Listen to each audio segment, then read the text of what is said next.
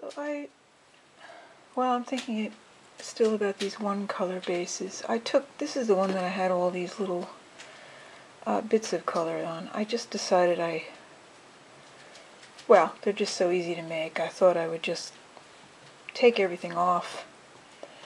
And,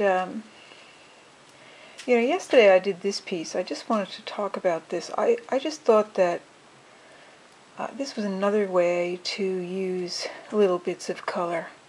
What I did was I stayed with one general color here, but I let a piece of another more brightly colored fabric show on the edge.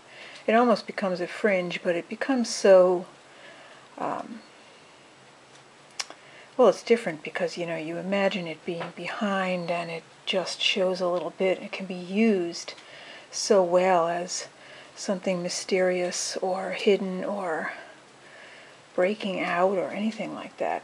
But this little piece I just wanted to show. This is actually just a piece of old cotton silk. And I basically dipped this in the pomegranate for a while just to soak it with the tannin, and I let it dry. And then I came back in with a brush and just painted with diluted iron water. And what happened is it still reacted, but using it dry, I was able to keep it from running too much. So this is something I'd like to play with in terms of drawing on cloth. But I also just thought it would be a nice, I don't know, it's just got something really interesting in terms of the background being kind of one color and this being a little bit of color. So I'm liking this now. I'm thinking perhaps I might be able to utilize these in some way. Maybe these little bits of color, but I just like this one shot, so somehow this turned into something new, and I really want it to be a statement. I think in a way it's kind of like a veil. It's like covering something, but it's not really fixing anything in a way. It's, I don't know, in some ways I feel like it makes the voice more intense, the fact that it's still there. And then at the same time I did more work on the Halloween cloth. It's funny, it doesn't matter to me where I start out or what the original concept of a thing is. I always sort of get into the details after a while. I've turned everything here, and what I really like, I like how intense this looks against the dark. And then I like this too, this things that are drawn on these fabrics before they're dyed, and then what I like here is it's still one color. And that I might even stitch it like that so that it becomes almost like a texture, that the drawing becomes like a texture and becomes part of the background, but still it has some kind of a form.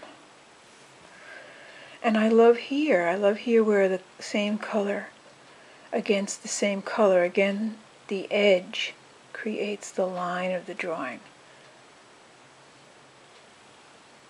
And how these things relate, these little bits of color. I also I moved things around so that all the lights were sort of gathered in one place. I've mentioned that before because I like the idea of something that actually happens in real life, gives some more credibility to the image you create. So there's a light of the moon, and it's lit the clouds here, and it's also lit this image.